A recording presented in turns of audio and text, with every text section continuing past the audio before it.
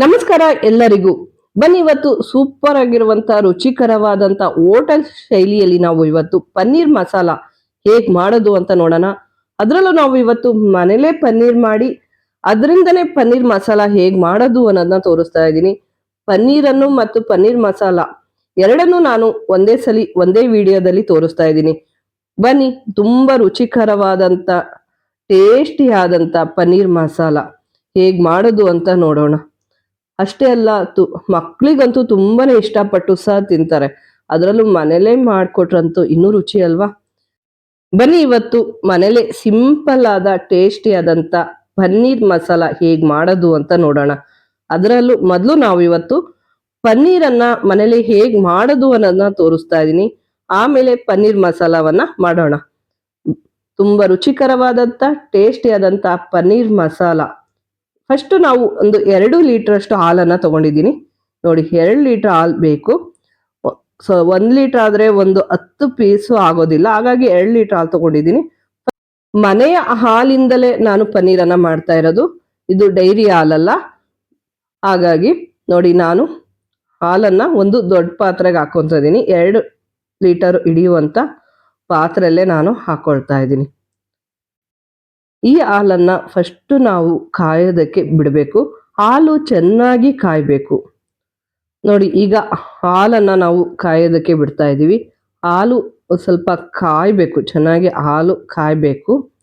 ಅಲ್ಲಿವರೆಗೂ ನಾವು ಮಿಕ್ಸ್ ಮಾಡ್ತಾ ಇರೋಣ. ನೋಡಿ, ಈಗ ಹಾಲು ಕಾದಿದೆ.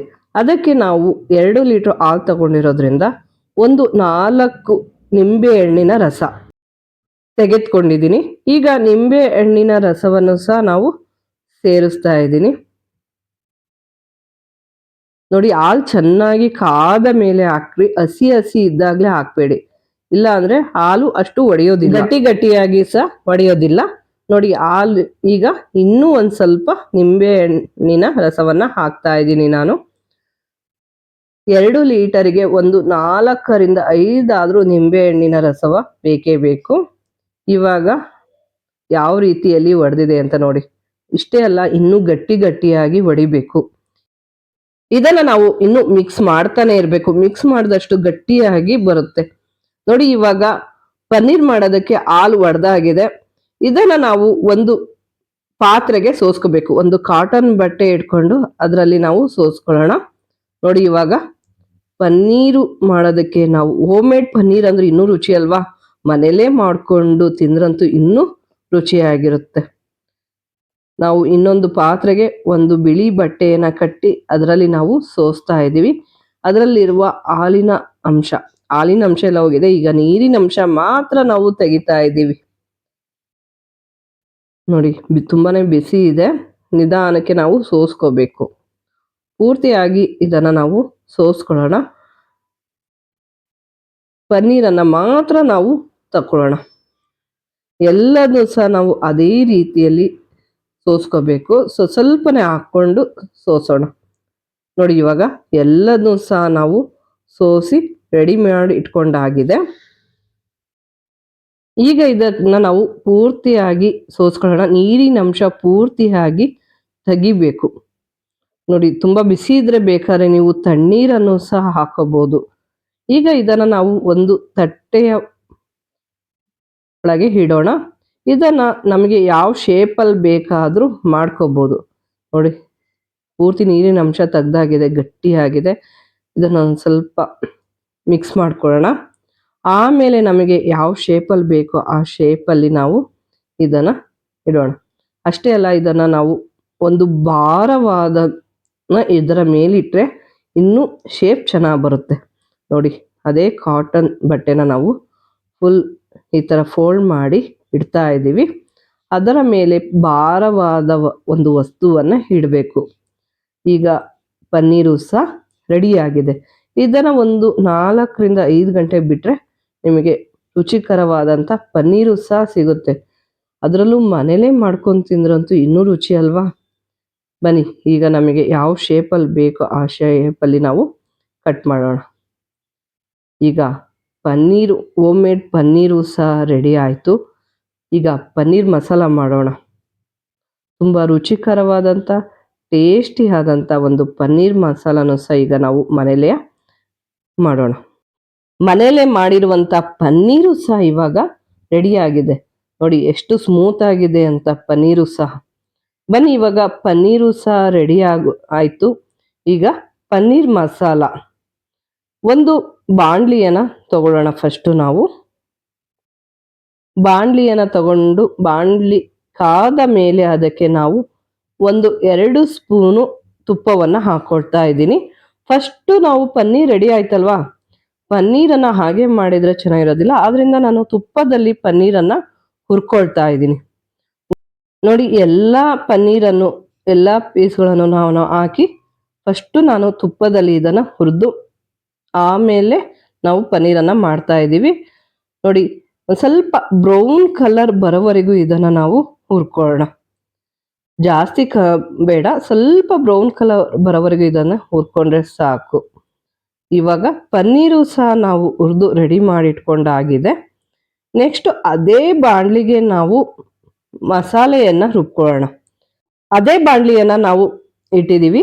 ಅದೇ ಬಾಣಲಿಗೆ ನಾವು ಇವಾಗ 1 ಸ್ಪೂನು ತುಪ್ಪ, ನಾವಿವತ್ತು ತುಪ್ಪದಲ್ಲೇ ಮಾಡ್ತಾ ಇದ್ವಿ. ತುಂಬಾ ರುಚಿಯಾಗಿರುತ್ತೆ, ಟೇಸ್ಟಿನೂ ಸಹ ಚೆನ್ನಾಗಿರುತ್ತೆ. ಈಗ ತುಪ್ಪ ಕಾದ ಮೇಲೆ ಅದಕ್ಕೆ ನಾವು ಚಕ್ಕೆ ಹೂವು, 1 ಸಣ್ಣ ಬಾಳೆಕಾಯಿ, ಬೆಳ್ಳುಳ್ಳಿ, 1 ಬಿಡಿಸಿರೋಂಥ ಬೆಳ್ಳುಳ್ಳಿ, ಸ್ವಲ್ಪ ಶುಂಠಿ, ಪಲಾವ್ ಎಲೆ, ಹಸಿ ಮೆಣಸಿನ್ಕಾಯಿ 2, ಖಾರ ಜಾಸ್ತಿ ಬೇಕು ಅನ್ನೋರು ಹಸಿ ಮೆಣಸಿನ್ಕಾಯಿ ಜಾಸ್ತಿನೇ ಹಾಕೋಬಹುದು. ಮತ್ತೆ ಅಚ್ಚುತ್ ಖಾರ ಪುಡಿನೂ ಸಹ ನಾವು ಹಾಕ್ತಾ ಇದೀವಿ.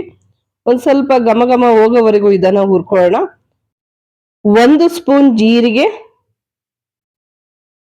1 ಸ್ಪೂನ್ ಕೊತ್ತಂಬರಿ ಕಾಳು, ಇಷ್ಟನ್ನು ಹಾಕಿ ನಾವು ಹುರ್ಕೊಂಡು ದಪ್ಪನಾಗಿ ಹೆಚ್ಚಿಟ್ಕೊಂಡಿರುವಂತ ಈರುಳ್ಳಿನೂ ಸಹ ನಾವು ಹಸಿ ಹಸಿ ಘಮ ಘಮ ಹೋಗೋವರೆಗೂ ಈರುಳ್ಳಿನ ಹುರ್ಕೋಬೇಕು. ತುಂಬಾ ರುಚಿಯಾಗಿರುತ್ತೆ, ಟೇಸ್ಟಿಯಾಗಿರುತ್ತೆ. ಹುರ್ಕೊಂಡ್ ಮಾಡಿ ಯಾವ ಹೋಟೆಲಿಗೂ ಹೋಗೋದ್ ಬೇಡ, ಮನೇಲೆ ಮಾಡ್ಕೊಂಡ್ ತಿಂದ್ರೆ. ಹಾಗೆ ದಪ್ಪನಾಗಿ ಹೆಚ್ಚಿರುವಂತ ಟೊಮೊಟೊ, 1 ಟೊಮೊಟೊ ಹಣ್ಣನ್ನ ನಾನು ಉರಿತಾ ಇದ್ದೀನಿ. ಒಂದ್ ಸ್ವಲ್ಪ ಮೆತ್ತಗಾಗೋವರೆಗೂ ಇದನ್ನ ನಾವು ಹುರ್ಕೋಬೇಕು. ಇದನ್ನ ನಾವು ಚೆನ್ನಾಗಿ ಹುರ್ಕೊಂಡ್ ಮಾಡಿದ್ರೇನೆ ಟೇಸ್ಟ್ ಚೆನ್ನಾಗಿರುತ್ತೆ. ಪಸ್ಕ ನಾವು ಉರಿಬಾರ್ದು. ನೋಡಿ ಇವಾಗ ಇದನ್ನ ಹುರಿದಾಗಿದೆ. ಕೊನೆಯದಾಗಿ ನಾವು ಇದಕ್ಕೆ ಗೋಡಂಬಿಯನ್ನ ಸಹ ಸೇರಿಸ್ತಾ ಇದೀನಿ. ಒಂದು 10 ರಿಂದ 15 ಗೋಡಂಬಿನೂ ಸಹ ನಾನು ಹಾಕ್ತಾ ಇದ್ದೀನಿ. ಗೋಡಂಬಿನ ಹಾಕಿ ನಾವು ಇದನ್ನು ಸಹ ಹುರ್ಕೊಂಡು ಇದು ತಣ್ಣಗಾಗೋವರೆಗೂ ಬಿಡ್ಬೇಕು. ತಣ್ಣಗಾದ ಮೇಲೆ ಇದನ್ನ ನಾವು ರುಬ್ಕೊಳ್ಳೋಣ. ತುಂಬಾ ರುಚಿಯಾಗಿರುತ್ತೆ, ಟೇಸ್ಟಿ ಆಗಿರುತ್ತೆ. ಫಸ್ಟ್ ಈಗ ನಾವು ಇದನ್ನ ರುಬ್ಬೋದಕ್ಕೆ ಹಾಕೊಳ್ಳೋಣ. ಇದನ್ನು ಸಹ ನಾವು ರುಬ್ಬಿ ರೆಡಿ ಮಾಡಿ ಇಟ್ಕೊಳ್ಳೋಣ. ಆಮೇಲೆ ನೆಕ್ಸ್ಟ್ ಅದೇ ಬಾಂಡ್ಲಿಗೆ ನಾವು ಒಂದು 4 ರಿಂದ 5 ಸ್ಪೂನ್ ಅಷ್ಟು ಎಣ್ಣೆ, ಬೇಕು ಅಂದ್ರೆ ಮತ್ತೆ ನೀವು ತುಪ್ಪವನ್ನು ಸಹ ಹಾಕೋಬಹುದು. ಎಣ್ಣೆ ಕಾದ ಮೇಲೆ 1 ಸ್ಪೂನ್ ಜೀರಿಗೆ, 1 ಸ್ಪೂನ್ ಸಾಸಿವೆ, ಸಣ್ಣದಾಗಿ ಹೆಚ್ಕೊಂಡಂತ ಈರುಳ್ಳಿನ ನಾವು ಹಸಿ ಘಮ ಘಮ ಹೋಗೋವರೆಗೂ ಇದನ್ನ ನಾವು ಹುರ್ಕೊಳ್ಳೋಣ. ನೋಡಿ ಹಸಿ ಹೋಗ್ಬೇಕು, ಅಲ್ಲಿವರೆಗೂ ನಾವು ಇದನ್ನ ಹುರ್ಕೋಬೇಕು. ಪೂರ್ತಿ ಕಂದು ಬಣ್ಣ ಬರೋವರೆಗೂ ಹುರಿಯೋದೇನ್ ಬೇಡ, ಸ್ವಲ್ಪ ಹುರಿದ್ರೆ ಸಾಕು. ಆಮೇಲೆ ಇದಕ್ಕೆ ನಾವು ರುಬ್ಕೊಂಡಿರುವಂತ ಮಸಾಲೆನೂ ಸಹ ನಾವು ಸೇರಿಸ್ತಾ ಇದ್ದೀವಿ. ಸೇರಿಸಿ ನಾವು ಒಂದ್ ಸ್ವಲ್ಪ 2 ನಿಮಿಷ ಕುದಿಯೋದಕ್ಕೆ ಬಿಡೋಣ. ಆಮೇಲೆ ಇದಕ್ಕೆ ರುಚಿಗೆ ತಕ್ಕಷ್ಟು ಉಪ್ಪು,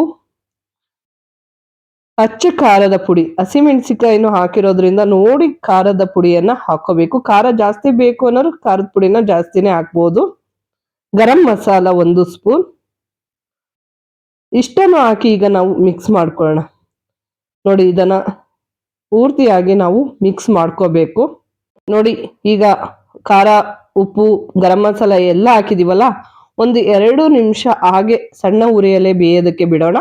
ಆಮೇಲೆ ಇದಕ್ಕೆ ಪನ್ನೀರನ್ನ ಏನು ಹುರಿದಿಟ್ಕೊಂಡಿದ್ವೋ ಆ ಪನ್ನೀರು, ಹಾಗೆ ನಾವು 1 ಬಟ್ಲು ಬಟಾಣಿ ಸಹ ಬೇಯಿಸಿ ಇಟ್ಕೊಂಡಿದ್ವಿ, ಆ ಬಟಾಣಿನೂ ಸಹ ನಾವು ಹಾಕ್ತಾ ಇದೀವಿ. ಪನ್ನೀರು ಮತ್ತು ಬಟಾಣಿ ಎರಡನ್ನೂ ಹಾಕಿ ಮಾಡಿದ್ರಂತೂ ಎಷ್ಟು ರುಚಿ ಇರುತ್ತೆ ಗೊತ್ತಾ. ನೋಡಿ ಇವಾಗ ಇದನ್ನ ನಾವು ಮಿಕ್ಸ್ ಮಾಡ್ಕೊಳ್ಳೋಣ. ತುಂಬಾ ರುಚಿಯಾದ ಟೇಸ್ಟಿ ಆದಂತ ಪನ್ನೀರ್ ಮಸಾಲ. ಮಕ್ಳಿಗಂತೂ ತುಂಬಾ ಇಷ್ಟಪಟ್ಟು ಸಹ ಇದನ್ನ ತಿಂತಾರೆ ನೋಡಿ. ಅದರಲ್ಲೂ ಮನೇಲೆ ಮಾಡ್ಕೊಟ್ರೆ ಮಕ್ಳಿಗೆ ಎಷ್ಟು ರುಚಿ ಇರುತ್ತಲ್ವಾ, ಖುಷಿನೂ ಸಹ ಪಡ್ತಾರೆ. ಹಾಗೆ ಕಸ್ತೂರಿ ಮೆಂತೆ, ಸ್ವಲ್ಪ ಕಸ್ತೂರಿ ಮೆಂತೆನೂ ಸಹ ನಾನು ಹಾಕ್ತಾ ಇದ್ದೀನಿ. ಇದನ್ನ ನಾವು ಇವಾಗ ಮಿಕ್ಸ್ ಮಾಡ್ಕೊಳ್ಳೋಣ. ಹಾಗೆ ನಮ್ಮ ಚಾನಲ್ ಅನ್ನ ಯಾರು ಸಬ್ಸ್ಕ್ರೈಬ್ ಮಾಡಿಲ್ಲೋ ಸಬ್ಸ್ಕ್ರೈಬ್ ಮಾಡಿ, ಇಷ್ಟವಾದ್ರೆ ಒಂದು ಲೈಕ್ ಕೊಡಿ, ಕಮೆಂಟ್ ಮಾಡಿ, ಶೇರ್ ಮಾಡಿ. ಮನೇಲೇ ಮಾಡಿರುವಂತ ಪನ್ನೀರು ಮತ್ತು ಪನ್ನೀರ್ ಮಸಾಲ ಇವಾಗ ಎರಡೂ ಸಹ ರೆಡಿ ಆಗಿದೆ. ಒಂದೇ ವಿಡಿಯೋದಲ್ಲಿ ನಾನು ಎರಡನ್ನೂ ಸಹ ತೋರಿಸಿದ್ದೀನಿ. ಕೊನೆಯದಾಗಿ ಇದಕ್ಕೆ ಸ್ವಲ್ಪ ಕೊತ್ತಂಬರಿ ಸೊಪ್ಪನ್ನು ಸಹ ಸೇರಿಸಿದ್ದೀನಿ. ಇವಾಗ ಪನ್ನೀರ್ ಮಸಾಲಾನು ಸಹ ರೆಡಿಯಾಗಿದೆ. ತುಂಬಾ ರುಚಿಕರವಾದಂಥ ಟೇಸ್ಟಿ ಆದಂಥ ಪನ್ನೀರ್ ಮಸಾಲನು ಸಹ ರೆಡಿ.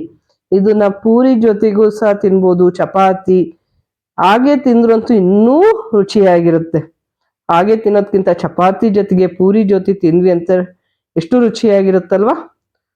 ಈಗ ಪನ್ನೀರ್ ಮಸಾಲ ನಾವು ಚಪಾತಿ ಜೊತೆಗೆ ಹಾಕೊಂಡು ತಿಂತಾ ಇದ್ರೆ ಎಷ್ಟು ಚೆನ್ನಾಗಿರುತ್ತಲ್ವಾ. ಚಪಾತಿ ಜೊತೆಗೆ ಹಾಗೆ ಪೂರಿ ಜೊತೆಗೂ ಸಹ ತುಂಬಾನೇ ರುಚಿಯಾಗಿರುತ್ತೆ. ಅದರಲ್ಲೂ ಮಕ್ಳಿಗಂತೂ ಮನೇಲೇ ಮಾಡ್ಕೊಂಡು ಕೊಟ್ಟೆ ಅಂದ್ರೆ ಎಷ್ಟು ಇಷ್ಟಪಟ್ಟು ಸಹ ಇದನ್ನ ತಿಂತಾರೆ.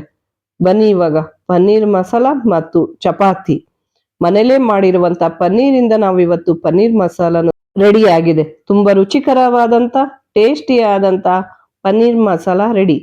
Thank you for watching. Bye.